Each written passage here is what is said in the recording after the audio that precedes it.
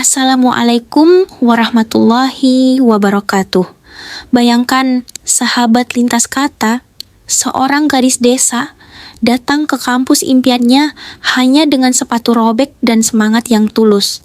Tapi di hadapan banyak orang, termasuk seorang dosen, dia malah dipermalukan. Dibilang tidak pantas kuliah, dibilang hanya akan jadi beban. Tapi siapa sangka, 5 tahun kemudian, nama gadis itu disebut di depan ribuan mahasiswa, dan seluruh kampus mendadak berdiri memberikan tepuk tangan. Apa yang sebenarnya terjadi dalam hidupnya? Sebelum kita mulai, jangan lupa klik subscribe, tekan like, dan tulis di kolom komentar dari kota mana kamu menonton. Semoga kalian semua, sahabat lintas kata, selalu sehat, dimudahkan rezekinya, dan hidup dalam keberkahan. Amin. Sahabat lintas kata, kisah ini tentang Rina, gadis desa berusia 18 tahun yang tinggal bersama ibunya di sebuah rumah kecil di ujung desa di Jawa Tengah. Ibunya, Bu Warti, adalah penjual pisang goreng keliling. Setiap pagi, Bu Warti mendorong gerobak sederhana, berharap ada yang membeli agar bisa bawa pulang sekantong beras untuk makan hari itu. Meski hidup serba terbatas, Rina tidak pernah menyerah pada keadaannya. Sejak kecil, dia punya mimpi. Kuliah di perguruan tinggi negeri. Bukan untuk gaya-gayaan, tapi karena dia percaya bahwa pendidikan adalah satu-satunya jalan untuk mengubah nasib. Namun, mimpi itu mulai goyah tepat di hari pendaftaran kuliah, ketika dia datang dengan harapan penuh, tapi malah disambut dengan tatapan merendahkan, bisikan penuh ejekan, bahkan hinaan langsung dari seorang dosen yang menyakitkan hati. Sahabat lintas kata, apa sebenarnya yang dikatakan dosen itu sampai membuat Rina hampir membatalkan niatnya untuk kuliah? Dan apa yang terjadi 5 tahun kemudian sampai seluruh kampus berdiri dan terpukau oleh satu nama? Hari itu, langit di atas desa masih sedikit gelap ketika Rina pamit dari rumah. Dengan sepatu robek yang sudah direkatkan pakai lem, kemeja pinjaman tetangga, dan tas sumbangan yang warnanya sudah pudar, dia melangkah ke stasiun kecil, membawa harapan yang terlalu besar untuk ukuran isi dompetnya. Sesampainya di kampus, semuanya terasa asing. Gedung-gedung tinggi, mahasiswa dengan pakaian mahal dan gaya percaya diri. Dan di tengah keramaian itu, Rina hanya diam, menatap sekeliling dengan mata yang mencoba menahan gugup.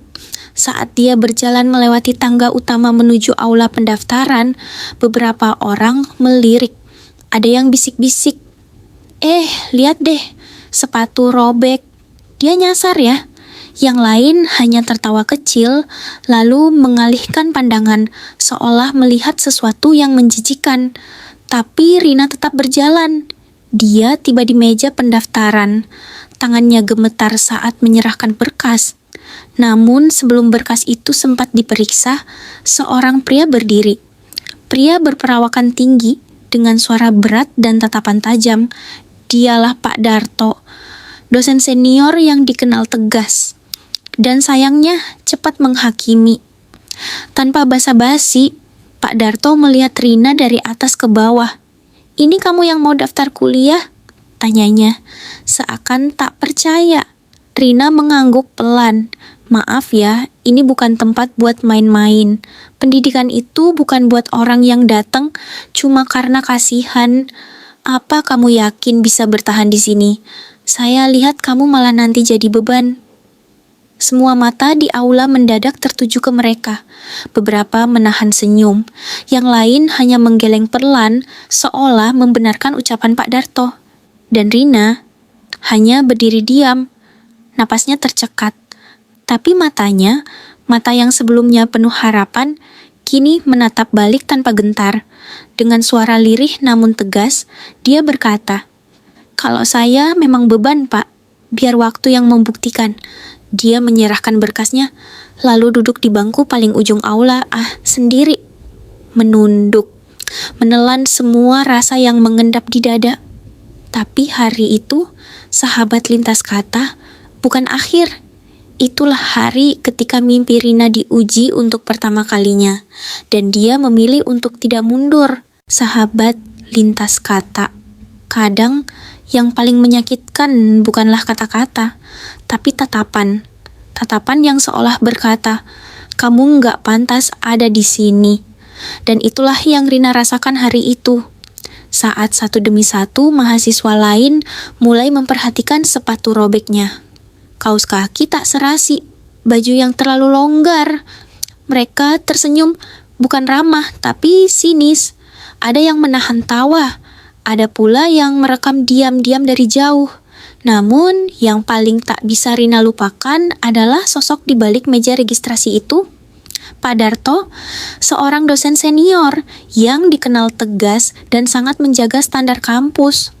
Pak Darto menatap Rina seperti sedang menilai barang murahan, tanpa senyum, tanpa sapaan. Hanya satu kalimat yang keluar dari mulutnya. Kamu yakin ini tempat yang cocok buat kamu? Rina diam. Saya cuma bilang ya, kampus ini butuh orang yang siap, bukan yang nanti malah jadi beban. Perkataan itu menghantam seperti palu. Rina menggenggam kuat map berisi dokumen. Tangannya gemetar, tapi bibirnya tetap diam. Matanya berkaca-kaca, tapi tidak menetes. Dia mengangguk pelan, lalu menyerahkan berkasnya, dan duduk di bangku paling ujung aula. Sendiri, tanpa suara, sambil menunduk menahan semua rasa malu yang menyesak. Sahabat lintas kata, hari itu Rina tidak pulang. Dia menunggu hingga aula benar-benar kosong. Sampai tak ada satupun orang tersisa, barulah dia berdiri, melangkah pelan dan keluar dari kampus itu dengan langkah lunglai, seolah semua mimpinya ikut terinjak di tangga tadi. Tapi di tengah perjalanan pulang, ada satu peristiwa kecil yang justru menjadi titik balik untuk Rina. Hari demi hari berlalu, dan Rina terus berusaha melawan rasa malu dan perasaan tak diinginkan di kampus itu.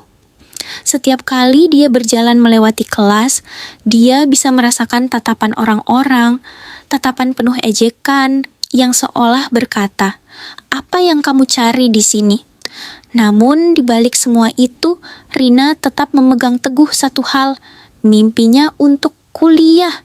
Setiap pagi, Rina bangun lebih awal, menyiapkan sarapan untuk ibunya, Bu Warti yang tetap menjual pisang goreng di pagi hari, kemudian bergegas menuju kampus dengan semangat, meskipun sepatu dan bajunya tidak pernah sempurna.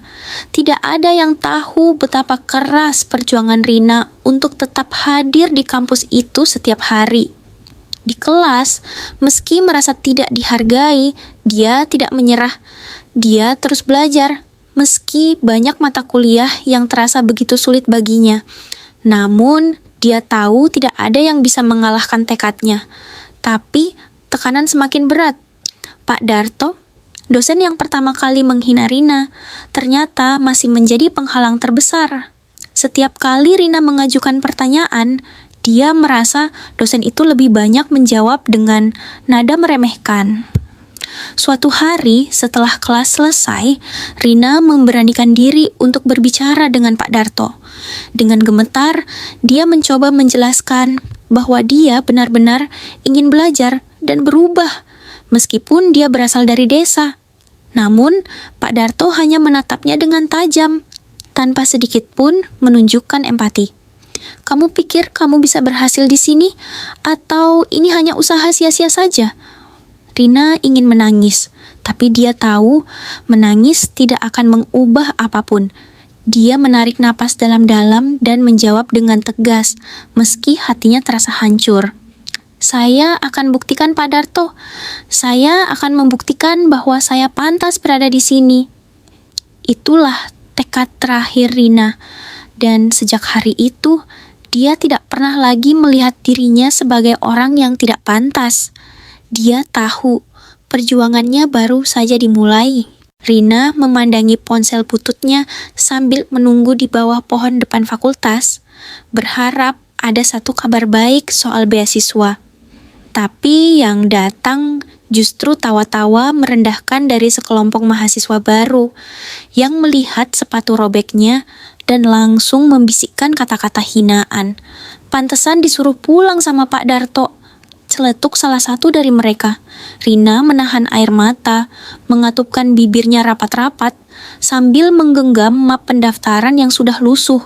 Namun, tepat saat langit mulai mendung, datang seorang wanita muda, dosen muda baru, bernama Bu Lestari yang menghampiri Rina dan duduk di sampingnya. Dengan suara lembut, ia berkata, "Kamu kelihatan seperti seseorang yang berjuang keras. Kenapa menangis?"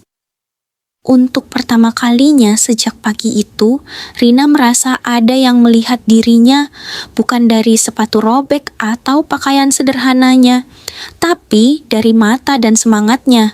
Bu Lestari kemudian mengajak Rina masuk ke ruangannya dan membantu menyusun ulang formulir beasiswa dengan benar.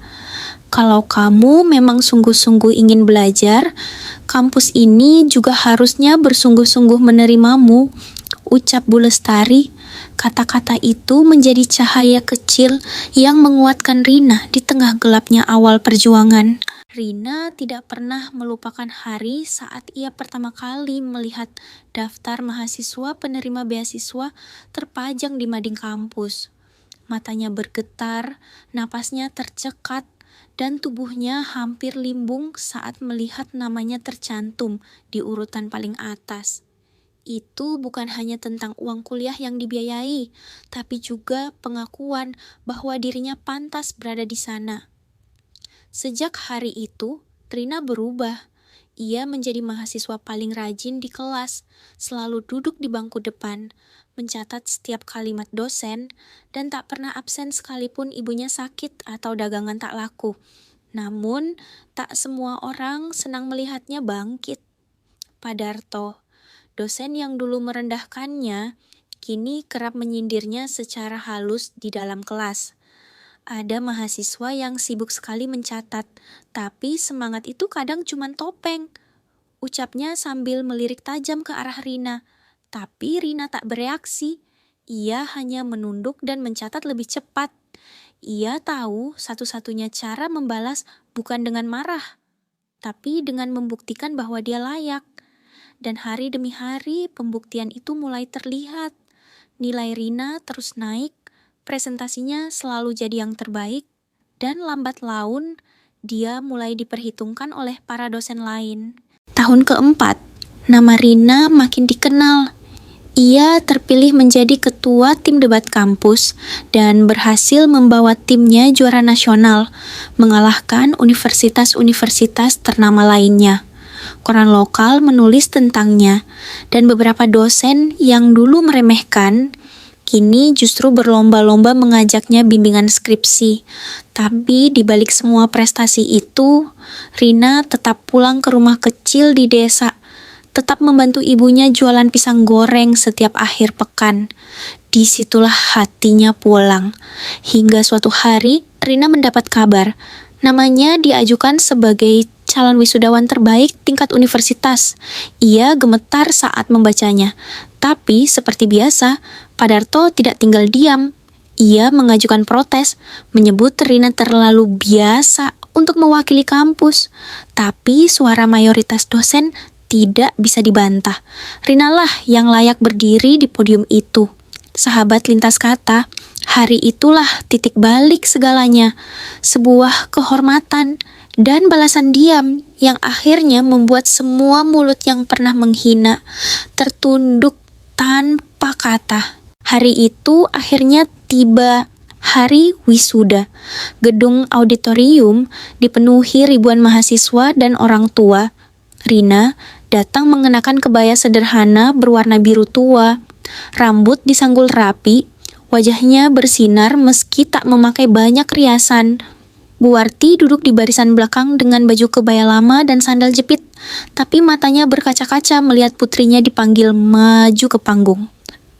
Saat nama Rina disebut sebagai wisudawan terbaik, seluruh ruangan berdiri dan memberikan tepuk tangan panjang. Bahkan dosen-dosen yang dulu meremehkan ikut berdiri, meski dengan wajah canggung. Pak Darto tak bisa berbuat banyak, hanya menunduk di kursinya.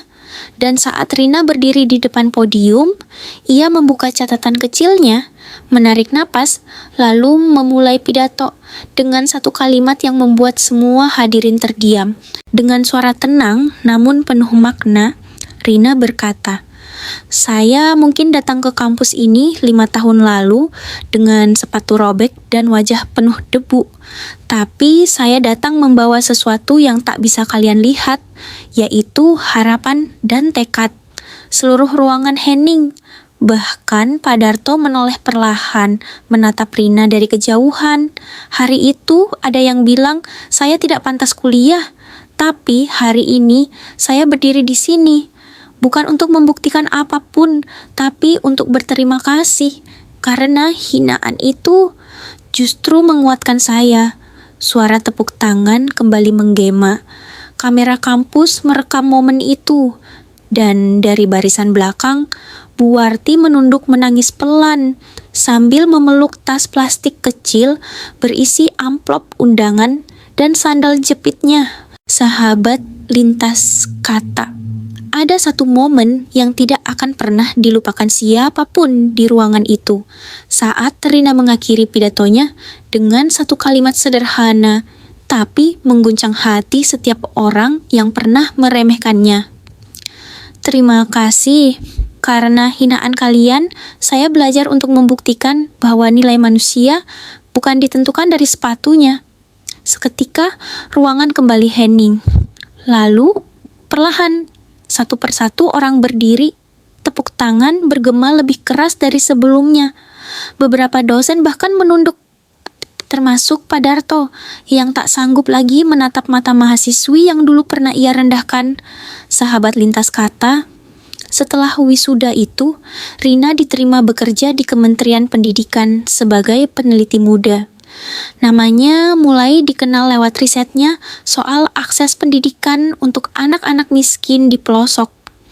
Ia pun sering diundang ke kampus lamanya, bukan lagi sebagai mahasiswi, tapi sebagai pembicara utama.